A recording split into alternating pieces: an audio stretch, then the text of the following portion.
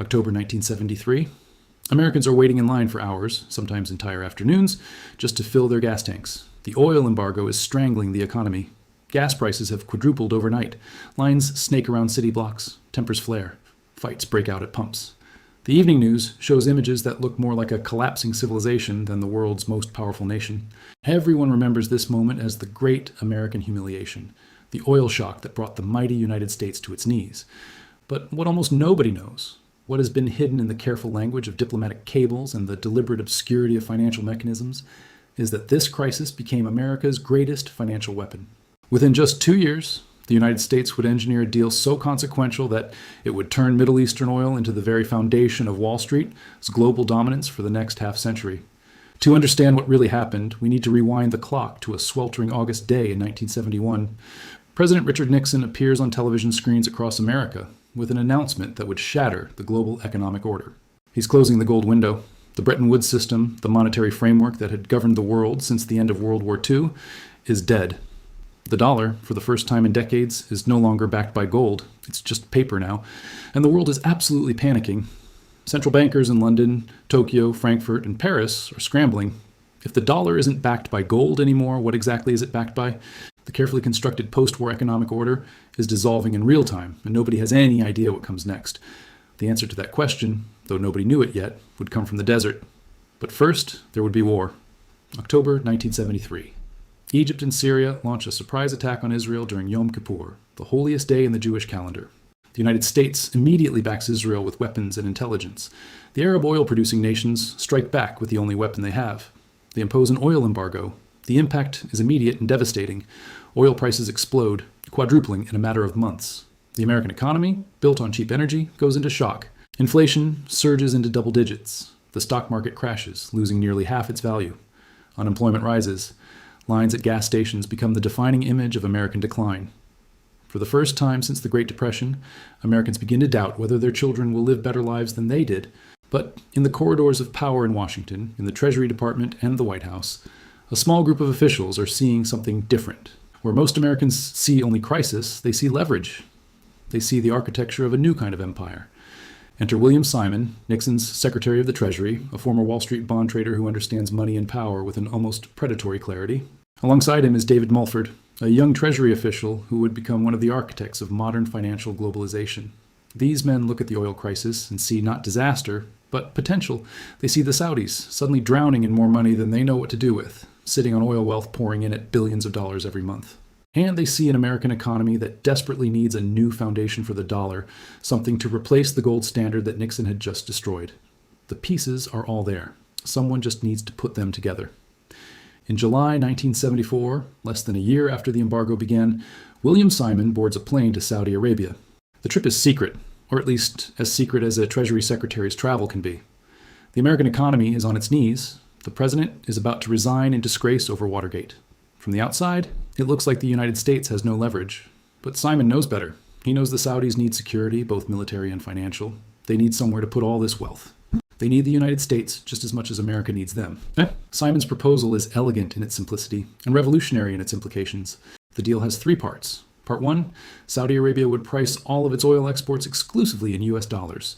Every barrel of Saudi oil sold anywhere in the world would be denominated in American currency. Part 2, Saudi Arabia would take its massive oil profits and recycle them back into US Treasury bonds. The Saudis would become one of the largest creditors to the United States government. Part 3, in exchange, the United States would provide military protection and security guarantees for the Saudi regime. The Saudis looked at this deal and saw exactly what they needed. They agreed. And in that moment, the modern financial empire was born. The strongest American military base is not in the Gulf. It is in the Treasury market. Here's what this created. When Japan needed oil to power its manufacturing economy, it had to acquire dollars first. When Germany needed oil to keep its factories running, it needed dollars. When any country anywhere in the world needed oil, they needed dollars first. This created constant structural demand for US currency embedded in the very architecture of the global economy. Central banks had to hold massive dollar reserves just to keep their economies running. But that was only half of the genius. The Saudis, now receiving payment exclusively in dollars, took those billions and recycled them right back into US Treasury bonds. The United States could now run massive budget deficits, and the Saudis would help finance them. The more oil the world consumed, the more dollars flowed to Saudi Arabia, and the more dollars flowed back to the United States. It was a closed loop, a self-reinforcing system. The petrodollar recycling mechanism was born. The impact went far beyond government debt. It fundamentally transformed Wall Street. Saudi oil money flooded into U.S. banks. American financial institutions suddenly had access to enormous pools of capital, more money than they had ever imagined. Citibank, Chase Manhattan, Bank of America, these institutions became recycling centers for global oil wealth. The banks faced a practical problem. They had billions of dollars arriving every month that needed to be deployed, invested, put to work. You can't just let capital sit idle. And what did they do with it? They looked south. They looked east. They saw the entire developing world hungry for capital, desperate to build roads and dams and factories and cities. American banks, flush with petrodollars, began lending aggressively. This was the birth of the great petrodollar lending boom of the 1970s and 1980s. The scale was extraordinary. Brazil borrowed tens of billions to build Brasilia, to develop the Amazon, to create an industrial base. Mexico borrowed to exploit its own oil reserves, to modernize its economy. Argentina, Chile, the Philippines, South Korea, all borrowed vast sums. The pitch from the bankers was seductive. Interest rates were low. Commodity prices were high. Economic growth seemed inevitable. Borrow now, the logic went, and you'll grow your way out of the debt. The banks were happy to lend because they had more money than they knew what to do with, and the spreads were attractive. The borrowing countries were happy because they finally had access to the capital they needed to develop. For a few brief years, everyone seemed to win. Skyscrapers rose in Sao Paulo, highways cut through the Mexican desert, Korea built shipyards and steel mills. It looked like the developing world was finally catching up. But then came the reckoning. In Mexico City, August 1982, a young economist named Jesus Silva Herzog sits in a government office staring at spreadsheets that don't add up. The numbers are impossible. Mexico owes $80 billion to foreign banks. The interest payments alone are consuming 40% of export earnings. Oil prices, which Mexico had bet everything on, have collapsed. Paul Volcker at the Federal Reserve has raised interest rates to nearly 20% to fight American inflation. And Mexico's floating rate debt has become a noose. The peso is in free fall.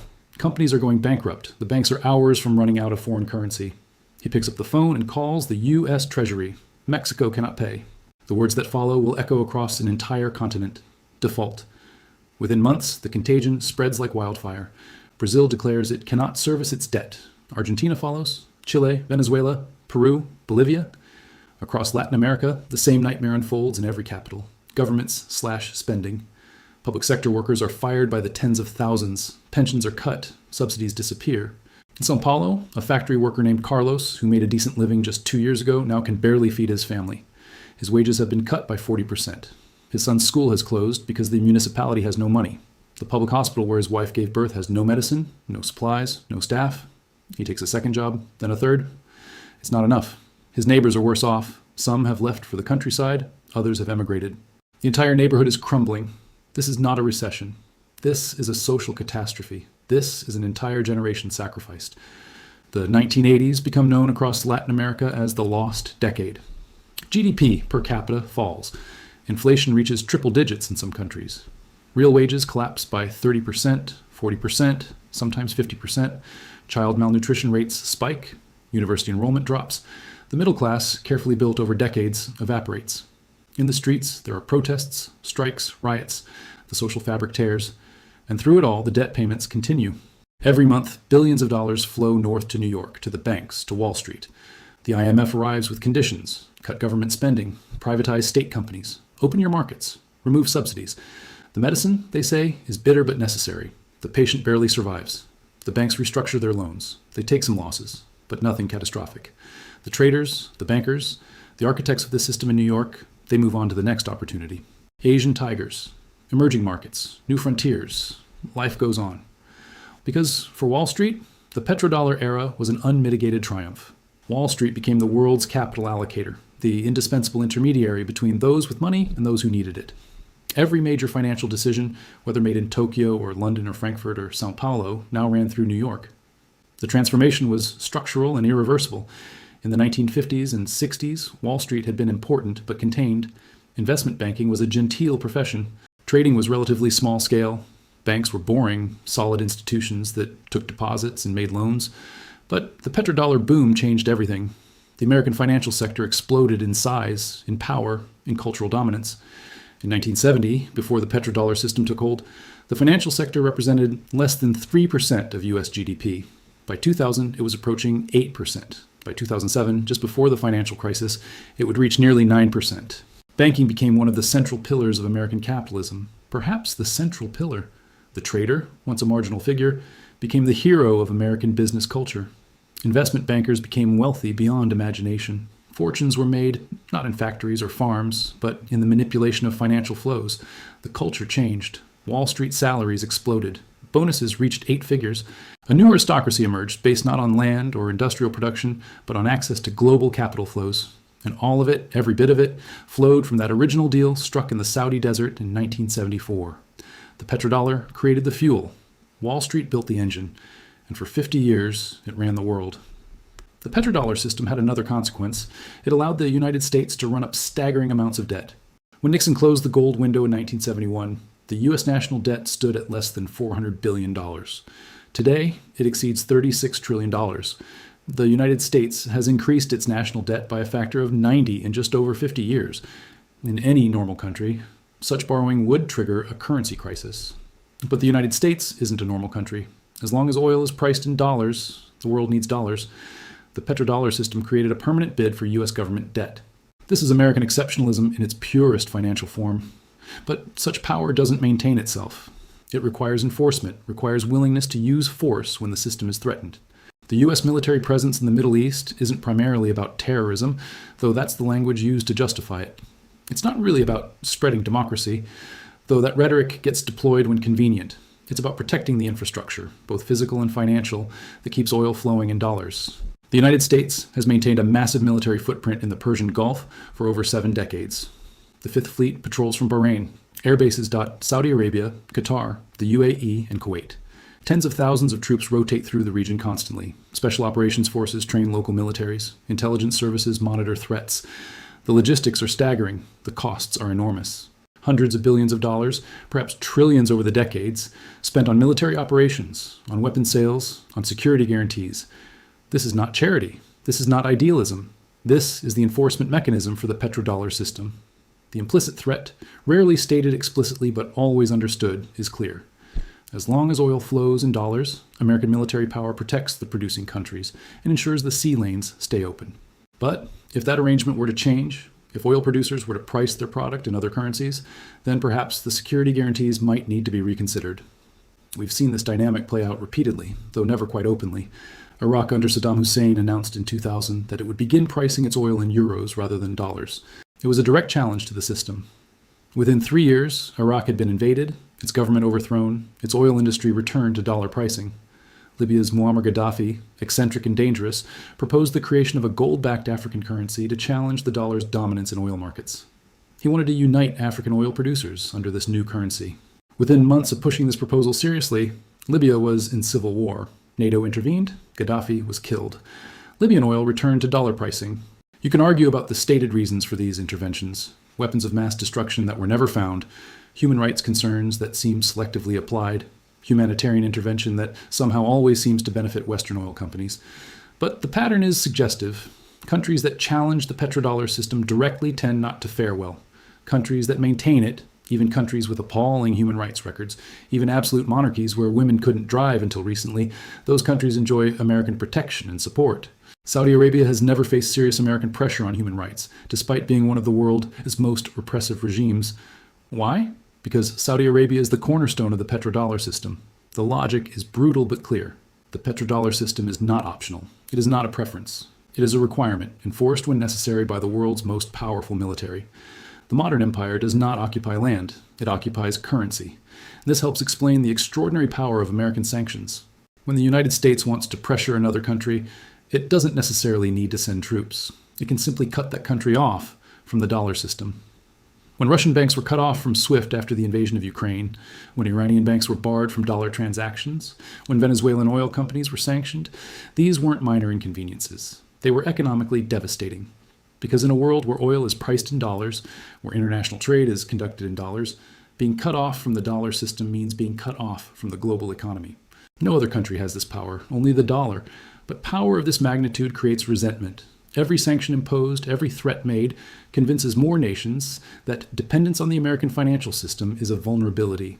This is the paradox. The very dominance it provides creates the motivation to challenge it. When you hear about China and Saudi Arabia discussing oil trades in yuan, this isn't just business news buried in the financial pages. It's a direct challenge to the foundation of American financial power.